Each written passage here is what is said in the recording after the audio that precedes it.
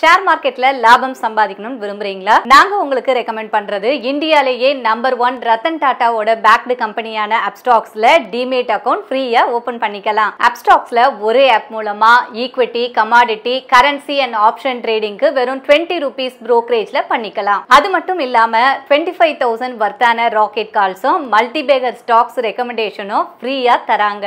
இந்த ஒட்டுமொத்த ஆஃபரும் நம்ம சேனல்ல கொடுக்கிற டிஸ்கிரிப்ஷன் லிங்க் மூலமா கிளிக் பண்ணி அக்கவுண்ட் ஓபன் பண்றவங்களுக்கு மட்டும்தான். இப்பவே அப்ஸ்டாக்ல அக்கவுண்ட் ஓபன் பண்ணிக்கோங்க. Hi friends, welcome to daily life Tamil. நம்ம சண்டேவும் வெனஸ்டேவும் மார்க்கெட் அப்டேட் கொடுத்துட்டு இருக்கோம். இன்னைக்கு நம்ம மார்க்கெட் லீவு தான் அப்படின்னாலும் அந்த டியூஸ்டே வரையும் நம்ம மார்க்கெட் எப்படி போயிருக்கு, இன்னும் தேர்ஸ்டே மார்க்கெட் ஓப்பன் ஆகும் பொழுது எப்படி இருக்க போகுது, மார்க்கெட் இறங்கிக்கிட்டே இருக்கு, இது அப்படியே கீழே இறங்குமா, என்ன நடக்குது மார்க்கெட்லன்றதெல்லாம் பேசலாம். அருள்ராஜன் சார் இருக்காங்க. வணக்கம் சார். வணக்கம் சார். இப்போ மார்க்கெட் இன்னைக்கு லீவு தான், பட் இருந்தாலும் டியூஸ்டே வரையும் மார்க்கெட் இறக்கத்துல தான் போய் முடிஞ்சிருக்கு.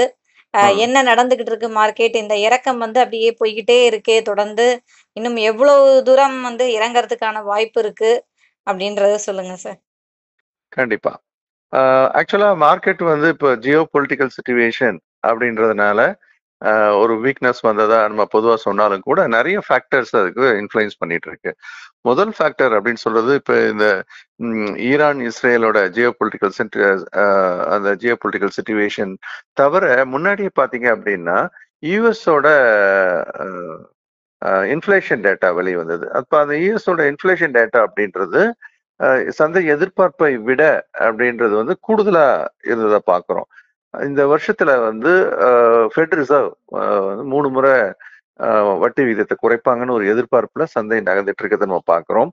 ஆனா அதுக்கு மாறாக இப்ப மார்க்கெட்ல இன்ஃப்ளேஷன்றது கூடிட்டு இருக்கிறதுனால ஒருவேளை அந்த வட்டி விகித குறைப்பு அப்படின்றது தள்ளி போடப்படுமா அப்படின்றதும் இல்ல ஒட்டுமொத்தமாவே அந்த இன்ஃப்ளேஷன் அப்படின்ற காரணத்தை காட்டி வட்டி விகித குறைப்பை இல்லாம போயிடுமோன்னு சந்தைக்கு இப்போ ஒரு டவுட் வர ஆரம்பிச்சிருக்கிறதாக செய்திகள் வந்துகிட்டு இருக்கு.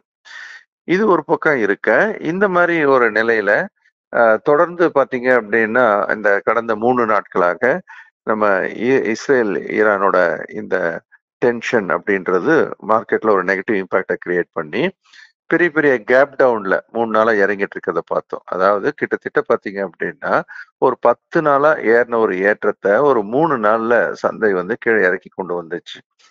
இப்ப இருக்கக்கூடிய நிப்டியோட நிலவரம் அப்படின்னு பார்க்கும்போது இப்போ இந்த 22,147 இந்த ரேஞ்சில் இருக்கு. இன்னைக்கு ஒரு ஹாலிடே. ஸோ நமக்கு இந்த ஹாலிடே சமயத்துல குளோபல் மார்க்கெட்டோட இம்பாக்ட் அப்படின்றது தெரியாம போயிடும். அடுத்த நாள் எப்படி இருக்குதோ அதை பொறுத்து தான் மார்க்கெட் அது கேப் அப்போ கேப் டவுனா நடக்கும். இப்போதைக்கு அப்படின்னு பார்க்கும்போது அமெரிக்க சந்தை அப்படின்றது ஒரு பெரிய தொடர் இறக்கத்திற்கு பிறகு 6 நாளா அமெரிக்க சந்தை இறங்குமுகமா இருந்து இப்போ இன்னைக்கு கொஞ்சம் ஓரளவுக்கு தட்டு தடுமாறி கொஞ்சம் ஹோல்ட் பண்றதுக்கான ஒரு முயற்சியில இருக்கிறத நம்ம பார்க்கிறோம். சரி, இந்த மாதிரி ஒரு நிலைமையில இந்திய பங்கு சந்தை அப்படின்றதும் ஏறக்குறைய முன்னாடி என்ன நிலைமையில முடிஞ்சதோ, அதாவது முந்தைய நாள்ல முடிஞ்ச அந்த நிலைமைக்கு அருகாமையில் தான் இது வரைக்கும் இருக்கு. இப்ப இன்னும் ஒரு நாளோட ஒரு நகர்வு அப்படின்றது பாக்கி இருக்கு. ஸோ அதை பொறுத்து தான் பார்க்கணும். ஆனாலும் இப்ப இந்த அளவுக்கு இறங்கிய பிறகு ஒரு முக்கியமான ஒரு ஆதரவு எடுப்பதற்கான ஒரு வாய்ப்பு இருக்கிறதாவும் நம்ம பார்க்கிறோம். அதாவது சந்தையானது கிட்டத்தட்ட இப்போ இறங்கி இருக்கிற நிலையில 21,900 அப்படின்றது முக்கியமான ஒரு ஆதரவு. இப்போ எங்க முடிஞ்சிருக்கு? 22,147 முடிஞ்சிருக்கு. இன்னொரு 150-200 பாயிண்ட் அப்படின்றது கீழே ஒரு டவுன் சைடு இருக்கிறதா பார்க்குறோம். ஒருவேளை அந்த டவுன் சைடு அப்படின்றது அங்கே அரெஸ்ட் ஆச்சு அப்படின்னா என்ன நடக்கும்? ஒரு புல் பேக் ரேலி வரும். இதை நம்ம ஒரு டெம்பரரியான ஒரு ரைஸ் அப்படின்னு சொல்லுவோம். இப்போ ட்ரெண்ட் வைஸ் அப்படின்னு பார்க்கும்போது இந்த அப் ட்ரெண்டுக்கான ஒரு டஃப் சிச்சுவேஷன் இருக்கிறத நம்ம பார்க்குறோம். அதே நேரம் இப்போ ஒரு டெம்பரரியான ஒரு பவுன்ஸ் அப்படின்றது எனி டைம் வரலாம். குறிப்பா இப்போ நான் குளோபல் சிச்சுவேஷன்ஸ் பத்தி சொல்லிட்டே வந்தேன் இல்லையா? அதை தாண்டி நம்மளுடைய Q4 ரிசல்ட்ஸ் ஜனவரி, பிப்ரவரி, மார்ச்சோட ரிசல்ட்ஸ் எல்லாமே இப்போ ஒன்னொன்னா வர ஆரம்பிக்க இருக்கிறது. இப்போ டிசிஎஸோட ரிசல்ட்ஸ் வெளியானது சந்தை எதிர்பார்ப்பை பூர்த்தி செய்யக்கூடிய வகையில அது ஒரு வலிமையான ரிசல்ட்டா தான் பார்க்கப்பட்டது. அதனால இப்ப சந்தையை பொறுத்த வரைக்கும் அப்படின்னு பாத்தீங்கன்னா இப்போதைக்கு இந்த இறக்கத்திற்கு உண்டான ஒரு பவுன்ஸ் ஒரு ஒரு ரீபவுண்ட், ஒரு புல் பேக் ரேலி அப்படின்றது வர்றதுக்கான வாய்ப்பை தான் நம்ம இப்போ எதிர்நோக்கி இருக்கிறோம். ஆனாலும் இறக்கம் இன்னும் முடிவுக்கு வரவில்லை. அதனால தான் இன்னொரு 150, 200 பாயிண்ட் கூட ஒரு இறங்கி பவுன்ஸ் ஆகலாமா அப்படின்னு நம்ம பார்க்குறோம். இருந்தாலும் ஒரு பவுன்ஸ் பாக்கி இருக்கு அப்படின்றத எடுத்துக்கலாம். பட் ஓவரால் சினாரியோ அப்படின்னு எடுத்துக்கிட்டிங்கன்னா சிச்சுவேஷன் வந்து இன்னும் வந்து நமக்கு எதிர்மறையாக தான் இருக்கிறது. பாசிட்டிவான செய்திகள் எதுவும் இப்போதைக்கு உடனடியாக இல்லை. அதனால நம்ம பார்க்கலாம். நிஃப்டியை பொறுத்த வரைக்கும் இன்னொரு குரூஷியல் பாயிண்ட் அப்படின்னு நம்ம சொல்றதா இருந்தா 21,800. இந்த 21,800 உடைக்காத வரைக்கும் சந்தையானது ஒரு பக்கவாட்டு நகர்வதற்கான ஒரு வாய்ப்பு இருக்கு. 21,800 கீழவும் அப்படி மேல அது நகரும் போது மேல 22,400 ஏறக்குறைய இந்த ஒரு 600 புள்ளிகளுக்கு இடையே சந்தை நகர்வதற்கான வாய்ப்பு இருக்கிறதா இப்போதைக்கு பார்க்குறோம். Okay sir. இப்ப நீங்க சொன்ன அந்த ஈரான் இந்த பிரச்சனை நடந்துகிட்டே இருக்கு இல்லையா? சோ இஸ்ரேல் பிரச்சனை. சோ இந்த பிரச்சனையினால இப்போ மார்க்கெட் நம்மளோட மார்க்கெட் அப்ப இறங்குறதுக்கு அதுதான் முழுக்க முழுக்க காரணமா? இல்ல வேற நம்ம எஃப்ஐஐஸ் விக்கிறது அந்த மாதிரிலாம் வேற ஏதாவது பிரச்சனையும் இருக்கா சார்? இப்ப எஃப்ஐஸ் வந்து தொடர்ந்து வித்துட்டு தான் இருக்கிறாங்க இந்திய சந்தையை பொறுத்த வரைக்கும். அதுக்கான காரணம் அப்படின்னு நான் வந்து சொன்ன ஒரு விஷயம், அமெரிக்காவோட இன்ட்ரெஸ்ட் ரேட் கட் அப்படின்றது இப்போதைக்கு உடனடியாக இல்லை அப்படின்றதான் இப்ப செய்தியா வெளியில வந்துட்டு இருக்கு. இப்ப ரேட் கட்டை நம்பி தான் ஏற்கனவே விலையானது ஓரளவுக்கு நல்ல ஏற்றத்துல இருந்ததை பார்த்தோம். ஆனா இப்ப அது இல்லை, அதாவது இல்லைன்னா உடனடியா இல்லை அப்படின்ற ஒரு செய்தி வந்துட்டு இருக்கிற ஒரு நிலைமையில ஏற்கனவே அமெரிக்க மார்க்கெட் வந்து இறங்க ஆரம்பிச்சாச்சு. இது வந்து ஈரான் இஸ்ரேல் பிரச்சனை வர்றதுக்கு முன்னாடியே நம்முடைய அமெரிக்க சந்தையானது இறங்கு முகமா மாறியாச்சு.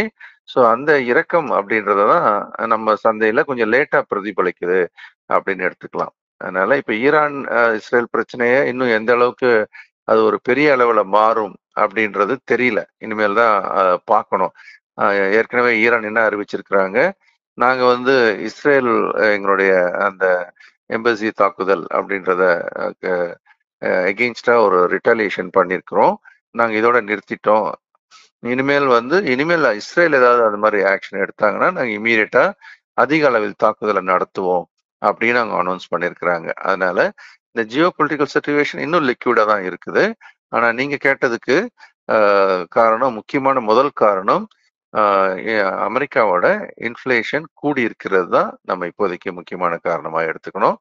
அதை ஒட்டி தான் இப்ப சந்தையானது நகர்றது. கூடுதலான நகர்வை தான் நம்ம இப்போ இஸ்ரேல் ஈரான் பிரச்சனையை பார்க்கணும். Okay sir. மார்க்கெட்ல இப்போதைக்கு மார்க்கெட் லீவுன்றதுனால என்ன நடந்துட்டு இருக்கு அப்படின்றத சார் ஒட்டுமொத்தமா சொல்லிட்டாரு. நம்ம வந்து பொறுத்து இருந்து பார்ப்போம் அப்படின்னு தான் சொல்லணும். ஸோ இந்த டைமுக்கு என்ன பண்ணணும் நீங்க அப்படின்றதையும் சார் சொல்லிட்டாரு.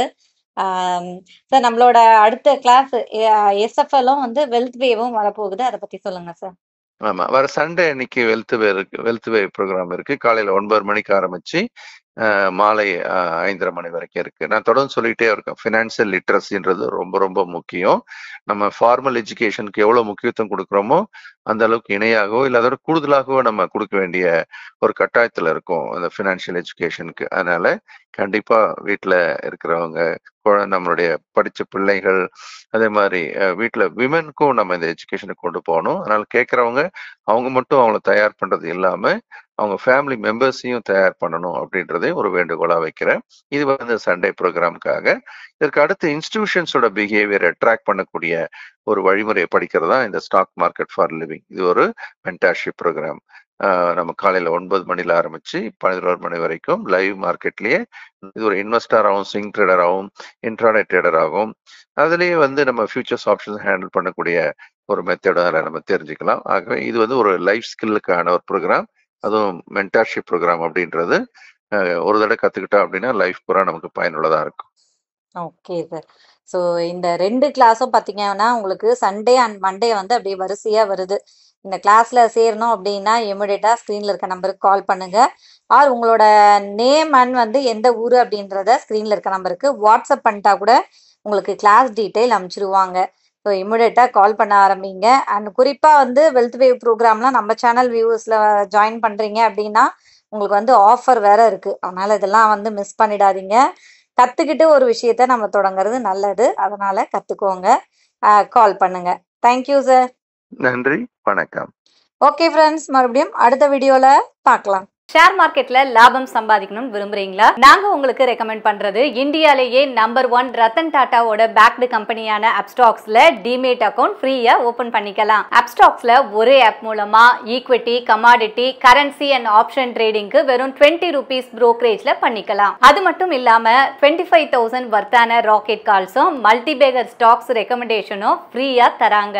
இந்த ஒட்டுமொத்த ஆஃபரும் நம்ம சேனல்ல கொடுக்கிற டிஸ்கிரிப்ஷன் லிங்க் மூலமா கிளிக் பண்ணி அக்கவுண்ட் ஓபன் பண்றவங்களுக்கு மட்டும்தான். இப்பவே அப்ஸ்டாக்ல அக்கவுண்ட் ஓபன் பண்ணிக்கோங்க.